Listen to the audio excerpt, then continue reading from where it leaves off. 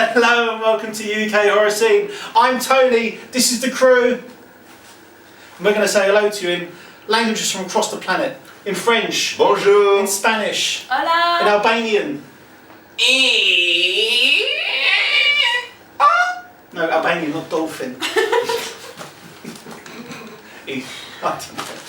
We are in the room and we are hanging with a writer, director who's made films such as The Package and The Tour, and he's going to be talking about his latest film, which I'm not even going to try to pronounce because he told me and I said it wrong. His name, ladies and gentlemen, creatures of the day and night, is Damon Rickard. Let's welcome him in.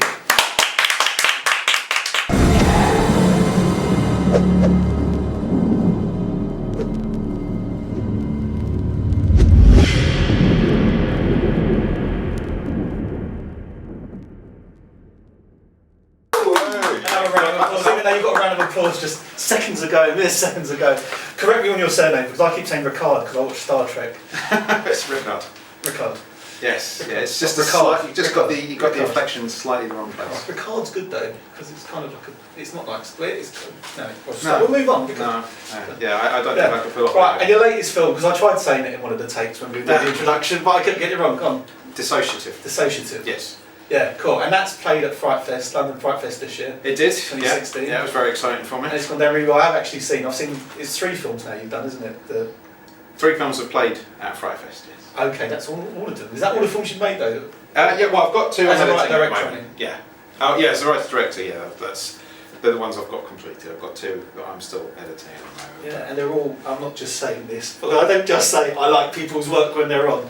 They are really, really good films, and one of the things I like about them is they all feel quite different.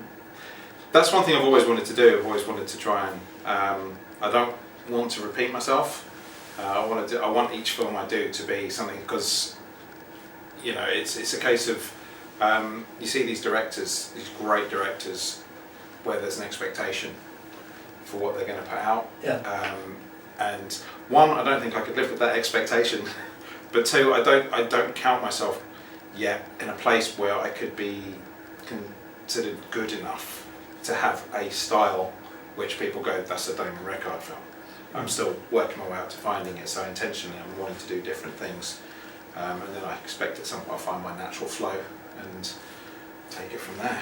Yeah, I mean they're all good. I mean, was The Tour the first one? Tour was the first one. That's with Alex Matheson. Yeah, I directed that with Alex Matheson. Yeah. He was a nice guy. I met Alex as well. He was on. He's a great guy. What's the bloody question? Yes. Yeah. but that's a good film, and you actually got two good stars for that as well. Yeah, we were lucky enough to bring over Jessica Cameron and Heather Dorff from the States for it. It probably was the promise of lots and lots of free alcohol, trip to England, and of course the wonderful script. Yes. That brought them over. But no, it was great to have them over. They certainly helped us get some recognition out in America, because just me and Alex, who were we? And so that gave us traction out there, which was really great. And for some strange reason, that film's still going. We had a screening at the house that we shot it at just recently, which was brilliant. It's quite a creepy house as well. It is a creepy house, yeah. It's a haunted house. They do ghost tours and stuff there all the time. It's a proper haunted house. It's the oldest house in Portsmouth, and there's been lots and lots of stories. The most recent one that they're telling at the moment is the story of a butcher. Guy, it's a serial killer type of thing, and supposedly people see. When they described it, I imagined Leatherface. There's a ghost in the basement, and it's a creepy basement. So it's, if you get down the Wimmering Manor, they do tours and stuff. It's great to go down there. Note that down, fellas. Note that down. But it's a really, really competent debut. You'd not look at that and think that's a debut film. I mean, it's a really, really competent and confident debut. I really enjoyed it, and the same goes for The Package. Again, a bit of a change of gear there. Yep. That was a very good film. That was very nicely paced, and it's one of those films because it's just a 2-character piece, isn't it? And it's one of those films because it's a 2-character piece and because it is basically just one location. It is just one location. Actually, it could so easily fall flat because you're just that one place, one too many, but trying to hold that audience. But you did that really, really well. I think. Because as an actor, I'm right to myself, but I think it's the kind of things you look at, because you look at the things that might trip you up and that you might fall down on, but you really, really pulled that off, and it's actually a really compelling piece. I really enjoyed that. That's really good to know. I mean, it was. I was worried with it because it was just two characters, and the way I did it was you have these films where take a police interrogation scene where you join it and they're already in the interrogation and the officer is leaning over the table and goes, okay, let's just go through that one more time. And it just, to me, it's something me and my brother talked about years ago. It just feels quite a lazy way of introducing the scene, that they're basically giving you the narrative of what's just happened. And I wanted to put the audience into that situation and try and tell the story where stuff's happened before. These guys know what it is, but we don't. And just do it through the dialogue rather than it being a recap situation. I don't know. I knew what was in my head, so I don't know if it came No, I think across well. it works really well. And I mean, we've spoken before anyway, and I mean, he's a nice fella, talented. But yeah, I mean, it's. But no, and I really enjoyed your work. I mean, and again, it's one of those things. You meet people, and obviously, you know, you meet lots and lots of people on the circuit. Yeah. And all of them are good. But the thing is, you know, you meet people and you like them. And I remember meeting you in Annette for the first time. Come and say, oh, what a lovely day. I mean, because I've heard lots of nice things about you through people I've met on the show. And I heard nothing nice about you at all. Thanks. It was mate. awful. It's thanks. I'm quite flattered, really. At least you heard about me. But I walk away and I was thinking, well, what nice people. And then you obviously you sent me the link for your films, and I'm thinking, well, I don't like them because you're in a shit situation then. Because when you met someone you like them. And, what do you say if you don't like it? How do you go about that? I'm perfectly happy for people to tell me what they don't like. Yeah. Otherwise, I will never know.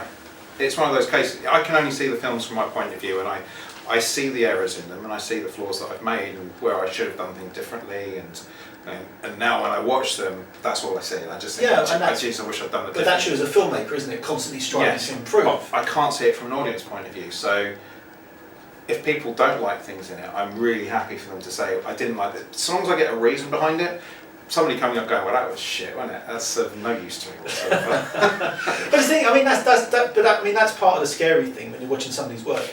It's like you don't always expect to love it.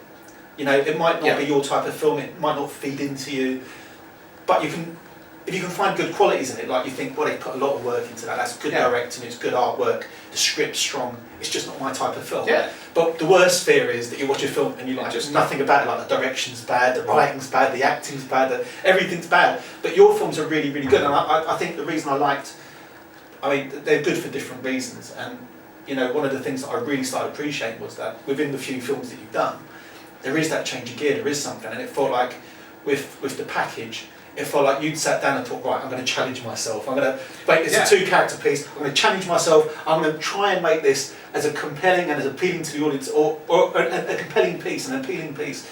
Because I don't get the impression you're making a film for an audience. I get the feeling that you make films that you want to see. Yes. And that you're going to enjoy. Yeah. Which is one of the great things about the indie scene. You get a lot of filmmakers in the same position as you. Not all as good, but all, you know, in the same position. A lot better. Yeah, no, I think you're very good. And your latest film? Dissociative. Yeah, Dissociative. That's the one. It's only the 10th time. Yeah. And I've dubbed over. But again, that's another change of pace. That one, Dissociative, was really, it started off, I wrote a script, must be a couple of years ago now, when ABC's of Death 2 were doing their competition to see who could do M4. And I wrote this one called M for Memory. And it was just very graphic and very, there was no story behind it. It was just, like ABC's of Death is very blatant. There's no subtlety in those shorts. So I wanted to try and fit to that mould, just never got around to doing anything with it. And then I was moving stuff off of a hard drive because my computer broke. I had to get it all restored and everything, and I found a load of scripts that I wrote, and there was this one, and I was reading it. I was like, there's something here, but it's just, if I want to make it just for me, this is not right at the moment. And so I turned it around, and it came in with this sort of mental illness angle. Scott had been doing that with Silently, Kate Bond had been doing it with Mindless, and it was working. So I thought, okay, let's see if I can I can do that, and it's actually something quite close to me, the subject of mental illness, and so I wanted to do something where I wasn't treating it with a sort of like a touchy. We've got to be nice about this sort of thing. Some people have mental illnesses and they're fucked up, and so it's very difficult to try and do that in 5 minutes. But I wanted to try it, and I also wanted to do it with a really low budget. I mean, it was literally almost nothing spent on this film. It was filmed in my mum's house. It was filmed in a day. And that's a little bit worrying considering something that goes on in it. Yeah. She has seen it. She has seen it. Yeah. What did she think of it? She liked it. Good. Yeah, I was quite surprised. She was curious about what was going on up there when Amanda was screaming. Yeah. And we did have to get her to go and warn the neighbours and stuff because Amanda screamed bloody loud. The first day we had on it, I was doing the boom for it as well as the rest directing, and the first scream, I was just like, oh, that's just blown the mic out. It was very stripped back. It was 5 crew. I wanted to see, could I do something with very little and still make something good, because the package and the tour, they were big lavish productions in terms of, for short films, we had these lovely locations, we had big crews and stuff, so it sort of felt right. Is it me or is it the kit and the crew that are just doing all of this, and I'm just literally going, point and do that, and I wanted to know, could I do it on without all the good toys? You certainly pulled it off, and I like. Sorry, that was a real waffle. No, it's really interesting. I think. Part of the reason we do this show is so to find out stuff like that. I forgot my question now. Wally just threw me. He gets really grumpy. He's saying he wants his room back. You shouldn't leave wolves in the room. Oh, you know what it's like. Where'd you put them? I don't know. They start chasing the squirrels and the cats, and then they get all upset. Yeah. It's just not on. But one of the things. It is a very good film. You did pull it off. Thank you. And it's subtle, and I like that. It's not. You don't feel like you're being sledgehammered. I thought I actually understood it. I thought I understood it, and then I got it. But then you explained something more. It's like, oh right, yeah, because now it all just makes a little bit more sense. It's really clever, and I think it's one of those films that even if you don't quite get everything that's gone on in it, you can still really enjoy it. It's a really, really nice piece. I'm not just saying that. Hopefully I could just sit here and listen to this. You just carry on. But hopefully you know me well enough now to know that I'm not going to BS you. Because I do feel like I can be quite straight with you even if you're on camera. And I think that you're big enough to understand and to take things on the chin. Like you said, even if someone doesn't like it, as long as they've got valid reasons for liking it, because you feel that can build you as a filmmaker. When somebody comes out and says, "Oh, no, I didn't really think too much of that," it is a gut-wrenching disappointment, and you feel like you just want to curl up and die. Yeah. Not so bad though. Yeah, but once you get over that initial feeling, it is good. I have had people come up and say both about the package and dissociative things that they didn't like about it, and there are people that haven't liked it. So, and it makes me want to do better. So, well, of course it's not because it's your babies. You want everybody to love your babies, but you've also got to accept. But some people are going to think your baby's ugly. Yeah. Crazy people. But they are really good. You mentioned about the first 2 films, and then the stripping down the crew for dissociative as well as Amanda stripping down for Amanda. She was fantastic. It's a really good film. I honestly check out Damon's stuff. Really good stuff. What would you say? And my films as well. And it's turned into a carry-on. That's just because of all the package jokes. What would you say are the biggest challenges with short filmmaking or independent filmmaking? Ooh, for you, biggest challenge. I would say probably getting people on board. It's not easy, It's when you find people that you really want to work with, that's really great. Trying to get crews together for nothing, and trying to put these things together where you're saying to people, look, can you give me a weekend of your life, all the skills that you have, and I'm going to give you lunch. Yeah.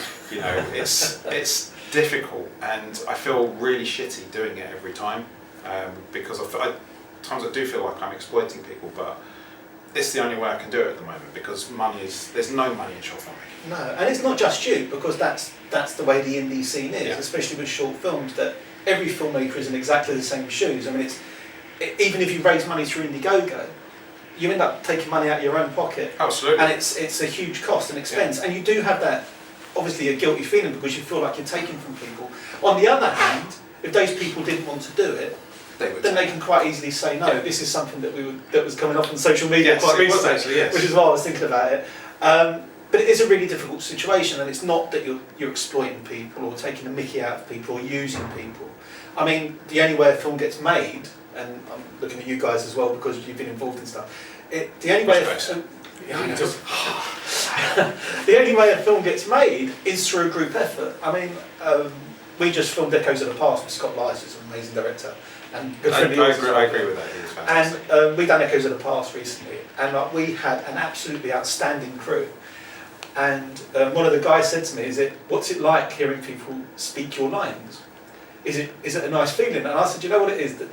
And I'm sure you'll agree with this, is it's not about people speaking your lines. That's a really nice thing. You know, you've got these great actors speaking out your lines.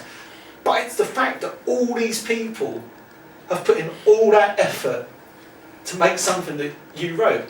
Yeah. You know, and that's the biggest thing that you can actually take from it. And you do feel bad because you do want to give something back to them.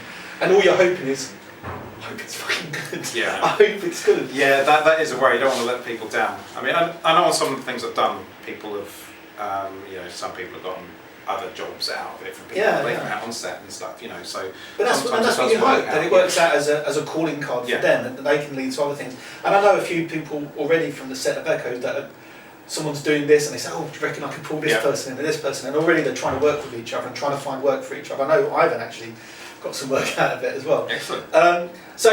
And that is something that you want from it, because you do think that actually makes me feel a little bit better knowing that. I'm just wondering when the work I'm going to get. I know, that'd be nice, wouldn't it? Right. That's the only problem with directing. Nobody wants you. Nobody wants you. Right, questions from the crew. Antoine, any questions for Damon? Hi, Antoine, cameraman and photographer. Hi, in terms of technical issues, how did you manage? What camera did you use for your films? Lighting? Because you play in your mum house. Little light, I suppose. That was Little Light's little camera. Yeah, we used a Blackmagic Pocket, and we had, I can't remember the name of the make of them, but these tiny little LED lights that cost about 40 quid. But they were really good. And, you know, there was me trying to pretend to know what I'm doing with the lighting equipment when we were lighting the shoot. I mean, that was a complete change, because on the package we had a Red and an Alexa. Nice. On the tour we had an Alexa and a Blackmagic Cinema. You know, we had big lighting equipment, proper cinematographer, proper gaffer and everything doing all of that. So, you know, we've had a number of technical issues throughout all of them. Not one has been smooth or easy. Things like, we had issues where we had a generator on the package, but we couldn't get it far enough away that the sound guy could hear it all the way through. Wow. So that was an issue in post, but he did such a great job getting rid of it. It was brilliant. Then we just put a little, in the music, we put a drone sound over the top so that it was gone, tripped it. On the tour, one of the problems where you're getting camera equipment for cheap and people are doing favours for you is, I'm not going to tell you the whole story, but we were on our way to pick up the kit, and circumstances went a bit south, and we lost it. Couldn't get it. We had to source a new kit. This was the day before the shoot. We were trying to source a whole new massive kit, and luckily there was this girl called Segal who was helping us produce it, and she had a lot of contacts. She managed to get in touch with somebody who just happened to have about 90% of what we needed, and we were at the point we were doing that. We were driving into London. We then had to drive back to Alex's house, where we had to do all the paperwork and everything. I had to give him my company logo, we had to do the insurance for it, all of that sort of stuff. And then we had to get back out to Wembley to go and pick the kit up by a certain time, or else the security guard was going to be gone and we wouldn't get it. We had 10 minutes to spare. Wow. I'd been on the phone that evening to Jessica going, Jessica, we've just lost the kit. I don't think we got a film. She was at a party with Paul McAvoy, who does Fright Fest. It was his birthday, so she was lording it up in London, having a great time. And me and Alex are going, what the fuck are we going to do? And she was on the phone to me. She just went, I've told people I've come over to England to shoot a film. I'm shooting a film. You will find a kit. It's like, yes, I will find a kit. No pressure. Yeah. That sounds like a film in itself. Yeah, that was a hellish night that way. A hellish night. But it ended up being... It makes a good story. Yes, yeah. Yeah, so something came out of it. Ivan. Hi, yeah, Ivan, Troopa here, Mr. Mirrorville, 5 years in a row. Was just wondering, two-part I question. don't know what that is. Nobody knows what that is. I was voted Mr. Mirrorville 5 years in a row. Mr. what? Mirrorville, Mirrorville. Is yeah. that a village of mirrors? That's Were a- you just looking at yourself and all of you voted for you? Because No, you no, put your hand up once I'm- and all the mirrors went, oh, they're voting too. That's how it I'm works. not Tony Sands out here, okay? I'm not that arrogant, okay? So I was voted by my peers. What's your question? Him. Thank you. I have a two-part question. What do you feel about Ouija boards and sort of spiritual games? And would you actually answer that question first of all? What do I think about them? I have a Ouija board. I don't know about them. I don't know if I believe it or not, but I've used it and things have happened which are a bit beyond me going, well, they're obviously bullshit, but it's still hard for me to believe that it's something supernatural. But yeah, I've had some weird shit happen when I've been using a Ouija board. Okay. So- Second part question then. Would you make a movie upon a Ouija board? And if you would you use your own, or would you rather like make one, or just, yeah? Well, I think the fact that Ouija and Ouija 2 have come out kind of makes it a little unoriginal now. I'd have to make Ouija 3, I think, if that was the case. Or the real Ouija. Yeah, or the real Ouija. But then following up Mike Flanagan, who's doing Ouija 2, that would be a tough one. He's a great director. But actually, yes, I would like to do a Ouija film. And would I use? Mine's the I can't remember the maker of it. Where they made it's a board game in America. That's what mine is. It's one of those board games. It's a strange game for children, really. Mummy, can I play with all the spirits today? Yes, yes. Just don't bring any demons in. I think I would want to, if I was to do it, it's a glow-in-the-dark piece of plastic crap. I wouldn't use that. I would try and make one that looks interesting and looks like it's got a history to it. So, Cool. does that answer it? That's Cool. That was probably my shortest answer. Well done, mate. Well done. I will go back actually. I'm just looking through my notes here. Okay. I will go back. You were talking about like how difficult you find it taking people on board Yep. when you're not paying them. But you yourself, you are really, really supportive with other indie filmmakers because you've gone out of your way to get involved with their work. Yeah. I've tried to do what I can. I don't want to. I like to put money where my mouth is. I don't expect people to do things for me that I wouldn't do for them. And it's the same with the campaigns as well. I wouldn't expect somebody to put money into mine. If I wouldn't put money in myself, which I always have done. It's been about 50-50 campaign and me. And I also wouldn't expect other filmmakers to support me if I wouldn't be prepared to support them. So I put money into. But also, I went on board as a producer for a short film called Rats, which was directed by Mark Logan. And that's getting really good reviews now. It is, yeah. It's doing well. Yeah, it's starting to pick up in the festival run. It's it's had its premiere stuff and played London at Raindance Festival Really recently. good cast as well. The cast was fantastic. We were very, very lucky to have that, and the location as well. We had an unnamed castle, and it was to film there. It was phenomenal. It was a hard shoot. It was a very hard shoot, but it was. Yeah, that's going to be playing the unrestricted view. It is, yes. So I'll be there to watch. Yeah, I'll so- see it there. and- Looking forward to it. And so is Dissociative. And then it is, yeah. Second time I'll see that one. Yeah, so really happy to have sort of two films in there, and yeah. But it's not just producing. You've assisted camera. Yeah, well, that was on Rats as That well. was that on Rats, yeah, yeah. I was jumping around all the jobs on Rats. I was doing the DIT work on Rats. I needed to jump in for AC for a short time. I was only for a couple of hours. So it wasn't like they were reliant on me for a long portion of time because I would have fucked it up eventually. Yeah. So, but now I've done the lighting on my own ones, and probably shows. That you can definitely see a difference in quality for lighting on my first two to the one that I did. But you've done other films. You've helped out on other films as well, with his production side. Yeah, You're basically he's a really supportive dude within the community. Yeah, I mean, there's some great filmmakers out there. And There are. There really are. the British crop of people coming through right now, and I think things such as Fright Fest, where people are seeing people like them getting films up on there. It really has been inspiring people to go, I can do that too. And the likes of Katie Bonham and Scott and Mark Logan, you've got Andy Stewart, you've got Alex Matheson, who's got Jitterman coming out, which I've seen early stuff off, and it looks phenomenal. Are you a producer on that, or? It's my production company. Yeah. That's it. Nice fella as well, Alex. Alex is amazing. If it wasn't for him, I wouldn't be sitting here. There is no doubt about that. I mean, at the end of the day, the tour was very, very collaborative, but I pushed it forward.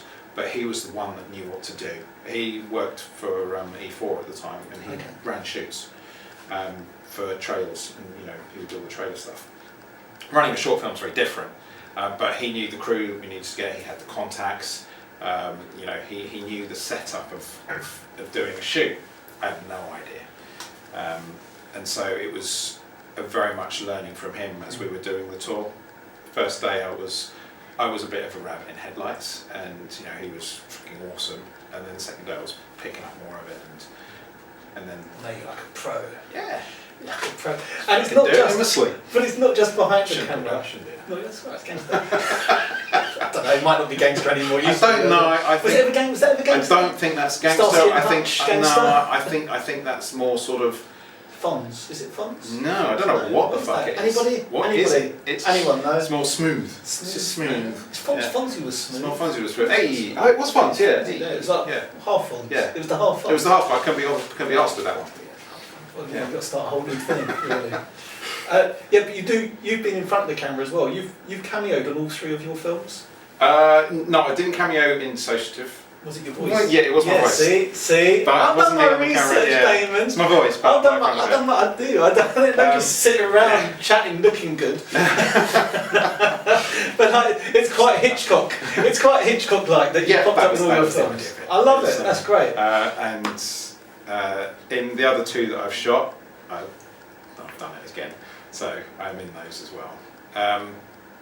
But I've also did a film called, I think it was initially called Unidentified. It's had its name changed now, and this was a while ago. It's only just come out, and I was an extra, but I ended up getting I had a speaking part in it, and I had been made up as though I'd been beaten up and everything, and so I had this small part. I was getting really angry and trying to attack doctors and stuff. I was like, oh, that's quite fun. And then I watched myself on the tour and thought, no, I really shouldn't be trying that. But after this shoot, this film where I was an extra, they said, right, let's get the makeup off you. I went, no, I'm going home with this. Got to the train station near the Wimbledon Studios where we shot it, and there were police on the station, and I was walking out and they just went, do we need to have a chat, sir? So, no, trust me, it's just makeup. And I was able to. Got home, Annette was asleep. I was relatively late. I was tapping her on the shoulder, So, what? Wake up. She looked at me and said, I got attacked. And she was just like, oh my God! She was like, you could just see the panic. And at that point, I just cracked up. She wasn't happy. She's like, you woke me up for a joke. So, yeah, that's the fun of living with me. To be fair, right, she kind of deserves it, seeing what she done to her thumb with that blinking mandolin. Do you know what? She did. That was the second. Twice. That was twice. The day before, she did it, and I was going, right, I'm going to have a go at you now, but I'm only doing it so that you don't do this again.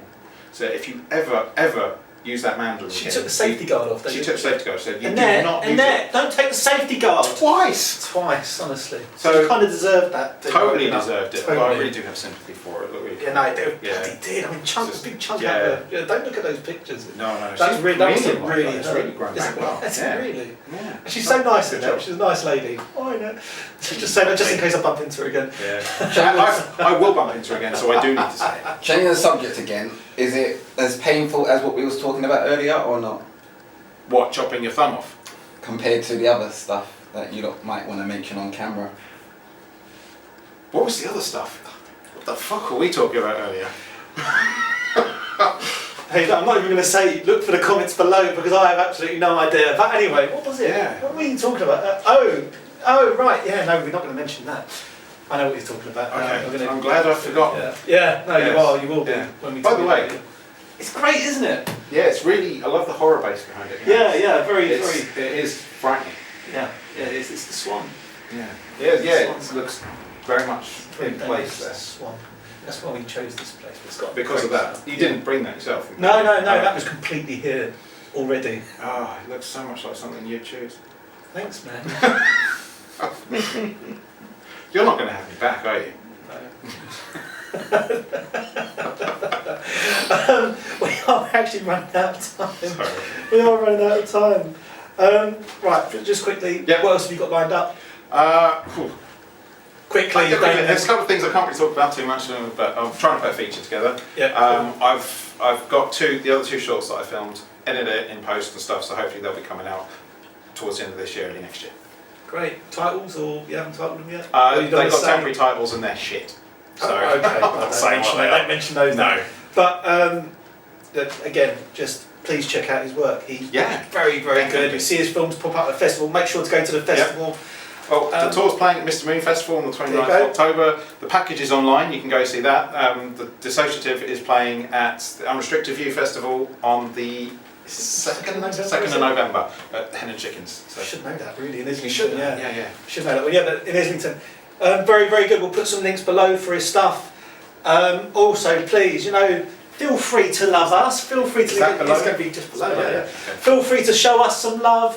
Follow us, love us, and we might love you just a little bit back. I've been Tony Sands, this has been Damon Rickard, and this has been UKHS. We'll see you soon. Goodbye.